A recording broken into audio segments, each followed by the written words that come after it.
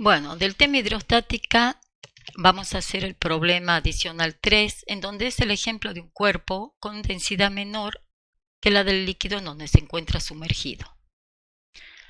Ya vimos reiteradas veces qué es lo que descubrió Arquímedes. Tenemos acá una tabla de densidades de metales, que son más densos que el agua, y de materiales menos densos que el agua, como vimos en el video de densidad. Es muy importante tener en cuenta que cuando una masa se introduce en un fluido, quedará sujeto a dos fuerzas verticales cuando se encuentre en equilibrio flotando: el peso y el empuje. Peso igual a empuje. Densidad del líquido por volumen del cuerpo sumergido, que es igual al volumen del líquido desalojado, es la masa del líquido por G, masa, peso del líquido desalojado igual a empuje. Bueno, vamos al problema 3, en donde dice que un bloque de madera, cuyo volumen es de 10 decímetros cúbicos, flota en agua teniendo la mitad de su volumen sumergido. ¿Cuál es el peso del agua desalojada? ¿Cuál es el empuje que recibe el cuerpo? Si se introduce ahora en alcohol etílico, que es de densidad menor que la del agua, ¿el volumen sumergido del bloque aumenta, disminuye o es igual?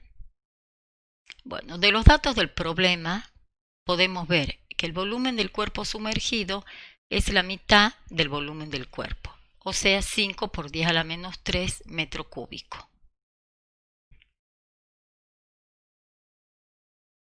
Vamos a la animación.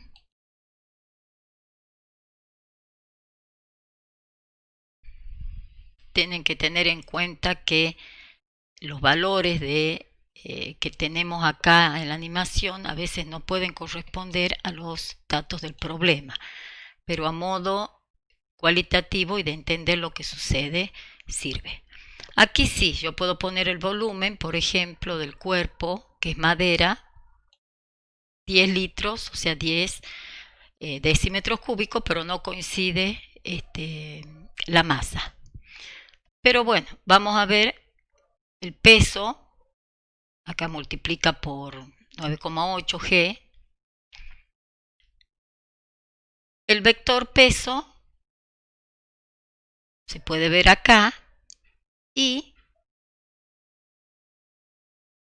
cuando yo lo introduzco en el líquido, fíjense el volumen del líquido, que son 100 litros, al yo introducir este volumen cambia y es igual al volumen del cuerpo sumergido. Si yo quiero ver el empuje, fíjense, peso igual a empuje, el cuerpo en equilibrio flotando en el líquido. Peso igual a empuje. ¿Qué sucede ahora si yo disminuyo la densidad? No está el alcohol etílico acá, pero sí puedo disminuir. Fíjense qué va pasando con el volumen sumergido. A medida que yo he disminuido la densidad, aumentó el volumen sumergido, igual al volumen del líquido desalojado. Vuelvo al agua.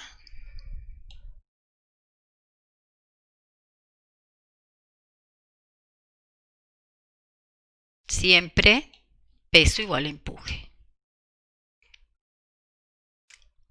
Y ahora, ya que estamos en la animación, vamos a ver qué sucede si yo aumento la densidad del líquido. Fíjense en el volumen del cuerpo sumergido, empieza a disminuir.